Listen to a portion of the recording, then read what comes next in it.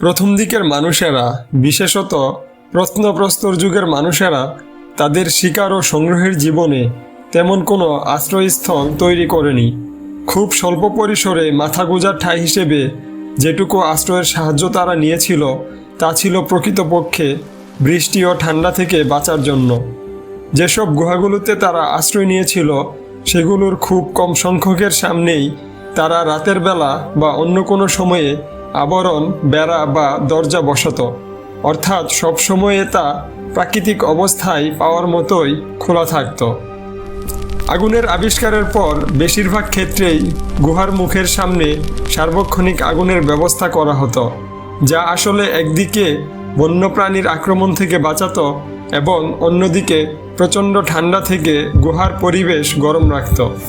অনেক সময়ে কোনো গুহায় অনেক আগে থেকে হিংস্র প্রাণী বাস করে থাকলে সেখান থেকে প্রাণীগুলোকে তাড়িয়ে দিতেও মানুষ আগুনের ব্যবহার করত।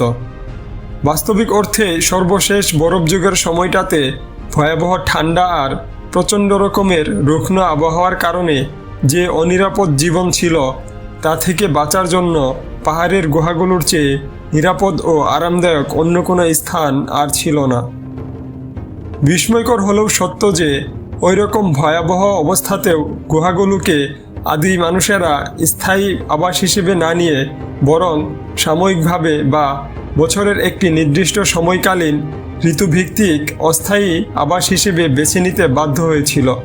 কিন্তু কেন তারা গুহাগুলো ছেড়ে অন্য গুহা বা অন্য জায়গার সন্ধান করত? এ প্রশ্নের উত্তর সহজেই বোঝা যায় যে বেঁচে থাকার জন্য, খাদ্য সংগ্রহের প্রয়োজনে। কিন্তু বরফের প্রচণ্ডতায় উদ্ভিদের তেমন প্রাচুর্য ছিল না, সেজন্য প্রাণীর সংখ্যাও তুলনামূলকভাবে কম ছিল এবং মরুভূমি অঞ্চলে পানির অভাব দেখা দিত। যখন তাদের খাদ্যের অভাব অনুভব হতো তখন তারা স্থান পরিবর্তন করত, আর বেঁচে থাকার প্রয়োজনে মানুষকে ঘুরে বেড়াতে হতো এক স্থান থেকে অন্য স্থানে, দিনের পর দিন, মাসের পর মাস, ক্রমাগত ও বিরামহীন। যাই হোক, আমরা প্রত্নতাত্ত্বিক গবেষণার মাধ্যমে ওই সময়ের অন্যান্য যে কোনো প্রত্নতাত্ত্বিক নিদর্শনের চেয়ে গুহাবসতির নিদর্শন বেশি পাই, কারণ অন্যগুলোর চেয়ে এগুলো খুঁজে পাওয়া তুলনামূলকভাবে কিছুটা সহজ। এসব গুহাগুলোতে প্রত্নতাত্ত্বিক গবেষণা চালিয়ে আমরা গুহাগুলোর আদি অবস্থা থেকে কেবল সামান্য পরিবর্তন লক্ষ্য করি। যেমন কোনো কোনো গুহাতে মানুষেরা হয়তো একটি চুলা বানিয়েছিল অথবা বাতাসের দিক ঘোরানোর জন্য কোনো বড় পাথর বসিয়েছিল।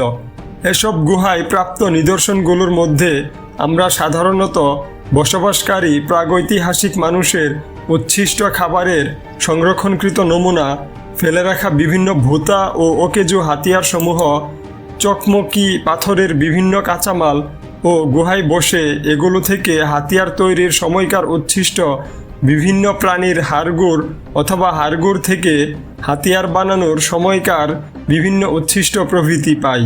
প্রত্নতাত্ত্বিক গবেষণার জন্য প্রথম দিকের মানুষের নমুনা হিসেবে এগুলোই আমাদের প্রধান অবলম্বন। অবশ্য এগুলোর মাধ্যমেই তাদের জীবনমান, খাদ্য অভ্যাস, প্রযুক্তির ধরন, প্রাকৃতিক সুবিধা অসুবিধা, বিভিন্ন সাংস্কৃতিক যোগাযোগ অথবা বলতে গেলে মানুষের শখ আহ্লাদ ও বিভিন্ন বিশ্বাস প্রভৃতি সম্পর্কে তথ্য জানতে পারি। পাহাড়ের গুহা ব্যতীত প্রাগৈতিহাসিক মানুষ নিজের হাতে পৃথিবীর যে সব স্থাপত্য তৈরি করেছিল তার অল্পই প্রত্নতাত্ত্বিকরা খুঁজে পেয়েছেন। এগুলোর মধ্যে ফিলিস্তিন অঞ্চল ও পূর্ব ইউরোপীয় অঞ্চলে আবিষ্কৃত নিদর্শনগুলোর কথা বিশেষভাবে উল্লেখ করার মতো। অবশ্য এসব তৈরি করেছিল প্রত্নপ্রস্তর যুগের আরও অনেক পরে এসে নব্যপ্রস্তর যুগে। ৭.৫ লক্ষ বছর থেকে শুরু হয়ে ১০ থেকে ১২,০০০ বছর পর্যন্ত ৩টি পর্যায়ে শেষ হয়েছিল প্রত্নপ্রস্তর যুগ। পরবর্তীতে ১০,০০০ বছর পূর্বেকার ভূতাত্ত্বিক যুগ পর্ব হোলোসিন সময়ে পৃথিবীর আবহাওয়া ও জীবজগতের ব্যাপক পরিবর্তনের হাত ধরে শুরু হয় মধ্যপ্রস্তর যুগ। এই যুগ স্বল্পকালীন সময় ধরে টিকে থেকে ৭ থেকে ৮,০০০ বছর আগের সময়টাতেই মধ্যপ্রস্তর যুগের প্রবল বৃষ্টিপাত ও নানামুখী পারিবেশিক পরিবর্তনের হাত ধরে মূলত শুরু হয়েছিল নব্যপ্রস্তর যুগ। মানুষের অতি দ্রুত পরিবর্তন ও জীবনের সহজলভ্যতার সেই সূচনা। আর ঠিক তখনই মানুষ তৈরি করে তার নিজ হাতের আবাস, কুঁড়েঘর, পৃথিবীর বুকে মানুষের তৈরি প্রথম বসবাসের স্থাপত্য, যাকে আমরা এখন বেশ আভিজাত্যের ভঙ্গিতে বলি আর্কিটেকচার।